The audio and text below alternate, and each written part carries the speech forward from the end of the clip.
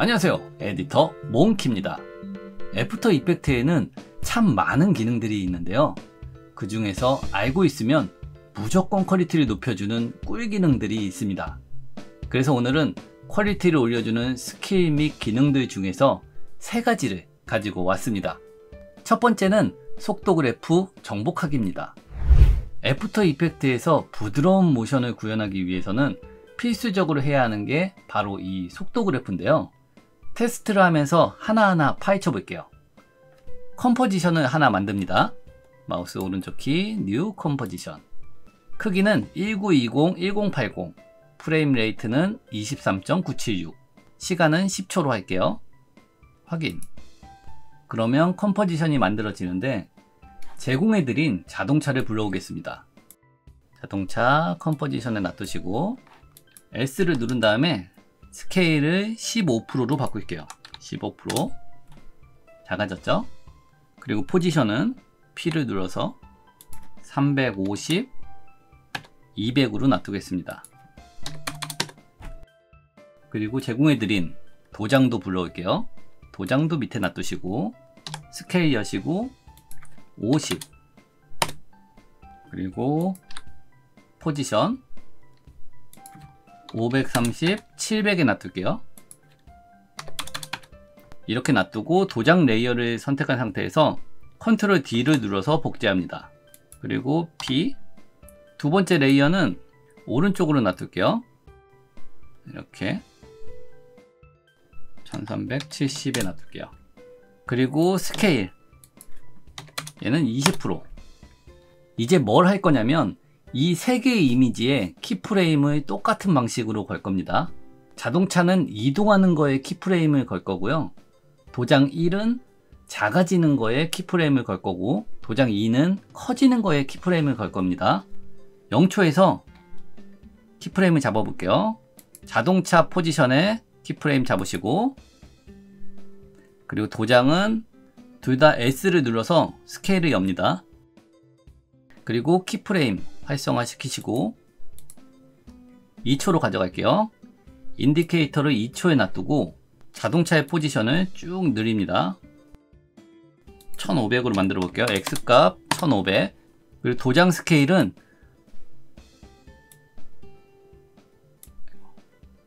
왼쪽 거는 20으로 줄일게요. 20%로 줄이고 오른쪽에 작은 거는 50%로 키울게요. 이렇게 하고 스페이스바를 눌러서 동작을 시켜보면 동일한 속도로 변하는 걸 확인할 수가 있습니다. 이거를 우리는 등속 운동이라고 부르는데요, 타임라인에 있는 그래프 버튼 있죠? 이 그래프 버튼을 눌러볼게요. 이렇게 누르시면 동일한 속도로 쭉 진행되고 있는 걸 확인할 수가 있어요. 그런데 문제는 이렇게 하면 모션이 너무 안 예쁘다는 거예요. 그래서 넣어주는 게 바로 F9 이지입니다. 많이 들어보셨죠? F9. 이게 바로 가감속인데요, 넣어주는 방법은 일단 방금 컴프 있죠? 컴프를 이름을 바꿔볼게요. 등속으로 바꾸고, 그리고 컨트롤 D, 그리고 복사된 거에 이 가감속으로 바꾸겠습니다. 그리고 가감속 클릭하시면 좀 전에 했던 키프레임 잡혀 있는 게 그대로 있어요. 여기서 이제 작업을 해볼게요. 이렇게 드래그해서 키프레임을 전부 다 잡습니다. 그리고 F9번을 누르시면 모양이 모래시계 모양처럼 바뀌는데요, 그래프 다시 한번 확인해 볼게요. 그래프 클릭해 보시면 이제 아까랑 다르게 그래프가 포물선을 그리고 있는 걸 확인할 수가 있어요. 여기서 가속이 이루어지고 감속이 이루어지는 거죠. 등속과 가감속 두 개의 영상을 비교해 보시면 확실히 등속보다 모션이 나아진 걸 확인할 수가 있어요.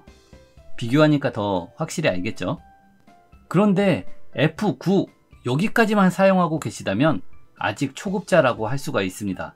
중급자 이상이라는 얘기를 들으시려면 F9를 한 다음에 속도 그래프를 다듬어 주셔야 하는데요, 다듬는 방법은 핸들을 이용하는 겁니다. 좀 전에 F9로 잡은 속도 그래프 있잖아요. 확인해 볼게요. 다시 오시면 이 포물선에서 여기 점이 있잖아요. 키프레임을 잡은 점을 클릭하시면 이렇게 뭐가 꼭다리 같은 게 하나가 생겨요. 이게 핸들이라고 부르는 건데요. 이 핸들을 이용해 가지고 이 그래프의 곡선을 변경시킬 수가 있습니다. 처음 거를 뒤로, 뒤에 거를 앞으로 이렇게 당기면 가감속이 어떻게 되죠? 더 가파르게 됐죠. 그죠? 아까랑 완전 다른 모습을 볼 수가 있죠. 돌려보시면 확실히 F9만 눌렀을 때보다 속도감이 있는 걸 확인할 수가 있어요. 그런데 이게 끝이냐? 아닙니다. 방금 같이 핸들 잡는 방식은 두 가지가 더 있어요. 방금은 양쪽 핸들을 중앙으로 모았잖아요. 근데 그렇게 안 하고 뒤쪽 핸들만 앞으로 밀거나 아니면 앞쪽 핸들만 뒤로 미는 방식도 있겠죠. 각각 F9 상태에서 다시 해보시면 그래프로 가시고 포지션, 뒤에 것만 앞으로 한번 당겨 볼게요. 뒤에 핸들만 잡고 앞으로 쭉 당기고 놔두면 가감속이 앞쪽에서 빠르게 그래프가 그려지죠. 영상으로 돌려보시면 가감속이 앞쪽에서 빠르게 일어나는 걸 확인할 수가 있어요. 반대로 앞쪽 핸들을 뒤로 쭉 밀어 보겠습니다. 이렇게 되면 앞쪽에서 천천히 가다가 뒤쪽에서 빠르게 가감속이 이루어지겠죠. 또 영상으로 보시면 실제 이 그래프처럼 천천히 이동해서 뒷부분에서 가감속이 일어나는 걸 확인할 수가 있습니다. 이게 각각 따로 보니까 큰 차이를 못 느끼겠죠? 4개를 같이 비교해 볼게요. 첫 번째가 F9 가감속만 건 거예요. 그리고 두 번째가 앞뒤의 핸들을 중앙으로 모은 겁니다. 그리고 세 번째가 뒤에 핸들만 앞쪽으로 당겨 가지고 앞쪽에서 가감속이 이루어지게 만든 거예요. 그 네 번째는 앞쪽 핸들을 뒤로 당겨 가지고 뒤에서 가감속이 이루어지게 만든 거. 비교가 되시죠? F9만 누른 게 속도 그래프를 만진 세 가지보다 모션이 밋밋하다는 걸 확인할 수가 있습니다. 명확히 보이죠? 그러니까 앞으로 키프레임을 잡았을 때는 꼭 이렇게 속도 그래프를 만져야겠죠. 여기서 하나 더 추가하자면 영상이 시작하자마자 속도감 있는 모션을 주고 싶다 할 때는 가감속이 앞부분에서 이루어지는 3번 방식을 많이 사용하거든요. 그래프를 보시면 멈춰 있다가 빠르게 가감속하는 방식이에요. 그런데 영상 시작하자마자 모션이 이루어지고 있는 걸로 만들고 싶을 때가 있거든요. 그럴 때 하는 방식이 뒤쪽 키프레임만 F9를 거는 거예요. 해볼게요. 아까 등속 컴포지션 돼 있는 걸 똑같이 복사해서 추가라고 이름을 바꿨습니다. 그래서 키프레임만 찍혀 있는 상태예요. 그리고 뒤쪽 키프레임들만 잡은 상태에서 F9를 누릅니다. 그럼 뒤쪽만 모래시계처럼 바뀌었죠. 지금 앞에도 그렇고 계속 제가 자동차 포지션만 수정을 했는데 이 도장 스케일 있잖아요. 이거 그래프들도 똑같은 방식으로 수정해 주시면 돼요. 그래프로 가시고 포지션. 그러면 아까랑 다르게 시작할 때 지금 속도를 가지고 있는 걸 확인할 수가 있어요. 그죠? 이 상태에서 뒤쪽 핸들 클릭하시고 당겨 줄게요. 도장도 똑같은 방식으로 해주시면 돼요. 이런 식으로 도장도 똑같은 방식으로. 이제 결과 영상을 비교해 볼게요. 이렇게 비교를 해보면 왼쪽은 속도가 0에서 시작을 하고 있고 오른쪽은 속도가 있는 상태에서 시작하는 걸 확인할 수가 있어요. 둘 중 뭐가 낫다 이런 건 없습니다.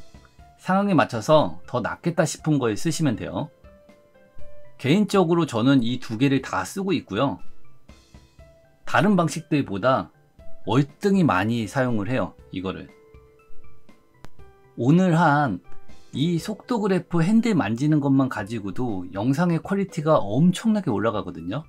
그러니까 오늘 한 속도 그래프 이거 조절하는 거는 꼭 해보시기 바랍니다. 두 번째는 많은 분들이 존재 여부도 모르시는 숨은 기능, 모션 스케치입니다. 숨은 기능이라고 말한 이유는 기본적으로 오프 상태예요. 이 기능을 사용하기 위해서는 상단 메뉴, 윈도우에서 모션 스케치라고 있죠? 이거를 체크하셔야 됩니다. 그럼 왼쪽에 이렇게 모션 스케치 패널이 생기는데요. 일단 사용하기 위해서 제공해드린 비행기를 불러올게요. 컨버전에 놔두시고 스케일 15% 놔두시고 모션 스케치 패널을 보시면요. 캡처 스피드가 100%로 되어 있죠. 이건 안 건드리셔도 돼요. 그리고 스무싱이라고 해서 1로 되어 있는데 숫자를 낮추면 키프레임이 좀 많이 찍히고 높이면 키프레임이 적게 찍혀요. 적게 찍히니까 곡선이 그려지면서 부드러워지는 거겠죠. 너무 키프레임이 찍히는 것도 저는 안 좋기 때문에 영상의 비트레이트 절반 정도의 숫자를 씁니다. 지금 24프레임이니까 12 정도로 해볼게요. 그리고 기본적으로 백그라운드가 체크 해제되어 있는데요. 이거는 캡처를 잡을 때 배경을 보이게 할 거냐 안 보이게 할 거냐 설정하는 건데요. 일단은 그냥 기본 상태에서 할게요. 레이어를 선택하시고 스타트 캡처 있죠? 이 캡처를 클릭. 그리고 이렇게 움직이시면 여기서 잠깐, 지금 보면 화면이 검게 변했죠? 그 이유가 아까 백그라운드 체크를 안 했잖아요. 그래서 이렇게 배경이 안 보이고 검게 된 겁니다. 만약에 다른 레이어에 영상이나 이미지가 있는 경우는 무조건 백그라운드 항목을 체크하셔야 캡처 중에 다른 레이어가 보입니다. 타임라인 시간만큼 시간이 흘러가거나 아니면 중간에 마우스 클릭한 걸 푸시면 캡처가 중단되고 그 방금 커서가 이동한 포지션들이 키프레임으로 자동 생성이 됩니다. 뭔가 좋아 보이죠? 키프레임으로 잡기 힘든 모션들을 구현할 때 참 좋은 기능입니다. 키프레임이 이렇게 쫙 잡혔죠? U를 눌러보시면 포지션에 여기 키프레임이 잡힌 걸 확인할 수가 있습니다. 이 상태에서 그냥 쓰는 게 아니라 곡선을 조금 다듬어서 사용해요. 이렇게 하나하나 클릭해 가지고 핸들을 수정합니다.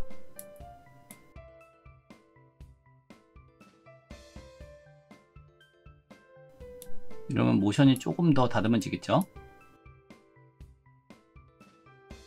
그런데 돌려보시면 이 비행기가 위쪽을 바라본 상태니까 이상하죠? 이럴 때는 상단에 레이어, 트랜스폼, 오토 오리엔트라는 게 있습니다. 클릭하시면 오리엔트 어롱 패스라고 있죠? 그럼 이 패스를 따라서 방향을 자동으로 바꾸는 거예요. 체크하시고 확인. 그럼 기본 상태는 이렇게 꺾어져 있는 상태인데 R을 눌러서 로테이션에서 90도를 만들어 주시면 이제 라인을 따라갈 거예요. 이렇게 이제 패스에 따라서 방향이 잘 바뀌는 걸 확인할 수가 있죠. 괜찮죠? 이 기능은 이거 말고도 이펙트 위치에 대한 모션이라던가 자막 위치에 대한 모션을 구현하는 등 여러 곳에 적용이 가능합니다. 예로 지금 보시는 영상처럼 자막에 곡선 모션을 적용시키려고 할 때 사용하면 좋겠죠? 이건 이미지에다 넣어서 이렇지만 예능 같은 영상에다가 적용을 시키면 재밌는 자막 모션들을 많이 구현하실 수가 있습니다. 마지막 세 번째는 트랙 매트입니다. 트랙 매트는 타임라인, 여기 보면 트랙 매트라고 하는 게 있는데요. 만약에 이게 안 보이신다면 하단에 이게 체크가 해제되어 있을 거예요. 이렇게 해제가 되면 없어지거든요. 다시 누르시면 나옵니다. 이 트랙 매트 기능은 프리미어 프로에도 있는데요. 알파 매트는 레퍼런스가 되는 레이어의 모양만큼만 보여지는 기능이고, 루마 매트는 레퍼런스가 되는 레이어의 흰색 부분만큼만 보여지는 기능입니다. 한번 해볼게요. 제공해드린 면 뽑기 영상 불러오시고 밑에 넣어볼게요. 좀 크기를 키워볼게요. S 눌러서 150 해봅시다. 꽉 찼죠? 이 상태에서 텍스트 써볼게요. 전 몽키라고 써보겠습니다. 몽키. 폰트 바꾸시고, 폰트는 좀 굵은 게 좋겠죠? 전 티몬체로 바꾸고 사이즈를 키워볼게요. 이렇게 글씨를 썼으면 영상에 트랙 매트 있죠? 여기 밑에 고르는 항목이 있는데 그 항목을 여시면 몽키라는 레이어가 보입니다. 몽키 선택. 그럼 몽키가 걸렸죠? 그럼 그 뒤에 두 개의 체크 항목이 생기는데요. 첫 번째 항목이 알파 매트로 사용할지 루마 매트로 사용할지 정하는 항목입니다. 첫 번째는 기본적으로 알파 매트로 되어 있고요. 한 번 더 체크하시면 모양이 바뀌죠? 이게 루마 매트라는 얘기예요. 우리는 알파 매트를 사용할 거니까 다시 한번 눌러서 알파 매트로 만들어 줍니다. 그럼 지금 현재는 알파 매트가 선택된 거예요. 두 번째 항목은 인버트 항목입니다. 반대로 보이게 하는 거죠. 지금 체크를 만약에 한다고 치면 이 몽키라는 이름 이외의 모습에 보여지게 될 거예요. 그죠? 그리고 인버트를 풀면 몽키라는 이 레퍼런스가 되는 글자만큼만 영상이 보이게 됩니다. 알파 매트 아시겠죠? 이제 모션을 잡아 볼게요. 글씨는 좀 전에 설명하려고 좀 크게 해놔가지고 줄여보겠습니다. 300 정도로 300 정도 크게 줄이시고 인디케이터를 0초에서 Shift 페이지 다운을 눌러서 10프레임 뒤로 갑니다. 그리고 몽키라고 글씨 텍스트 레이어 S 눌러서 스케일 여시고 키프레임을 활성화 시킬게요. 그리고 0초로 간 다음에 스케일을 쭉 키울게요. 면뽑기가 화면에 다 보일 때까지 쭉 당기겠습니다. 됐죠? 이 상태에서 확인해 보시면 뭔가 끊기듯이 확 들어와지죠? 이게 키프레임 간격이 짧은데 스케일 차이가 크다 보니까 이렇게 과도하게 끊기듯이 들어오는 거거든요. 그래서 속도 그래프를 만져서 부드럽게 들어오게 만들게요. 뒤에 거 선택하시고 F9 누르시면 모래시계 모양으로 바뀌었죠? 그래프 가셔서 뒤에 거를 앞으로 쭉 당길게요. 그리고 확인해 보시면 처음에 가감속이 이루어지면서 부드럽게 들어올 거예요. 그죠? 아까 그냥 돌릴 때랑 다르게 부드럽게 들어오는 걸 확인할 수가 있습니다. 이번엔 루마 매트를 해볼게요. 제공해드린 루마 매트용 소스 3개를 불러옵니다. 그리고 공유를 먼저 불러옵니다. S를 눌러서 사이즈를 키워볼게요. 150해서 화면을 채우시고 김고은도 똑같이 불러올게요. 위로 올리시고 S 눌러서 150으로 만든 다음에 1초 뒤에 배치를 시킬게요. 이렇게 하면 처음에 공유가 나오다가 1초 뒤에 김고은이 나오겠죠. 여기에 루마 매트 영상을 집어넣습니다. 얘도 맨 위로 올리시고 1초로 가져갈게요. 1초로 가져가고 S 누른 다음에 사이즈를 쭉 키워볼게요. 화면 넘어가게. 지금 제공해드린 루마 매트 영상은 검은색 배경에서 흰색이 칠해지는 영상이에요. 김고은 레이어를 선택하시고 트랙 매트에 영상을 선택합니다. 그리고 루마 매트를 사용할 거니까 첫 번째 항목을 루마 매트로 바꿀게요.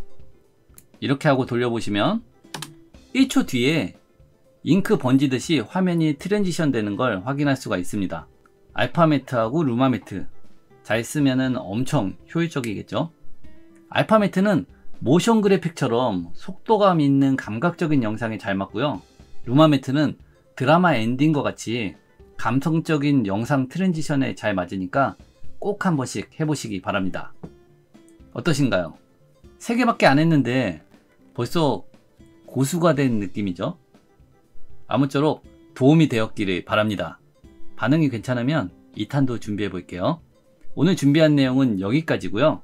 구독, 좋아요, 알림 설정 부탁드립니다. 안녕.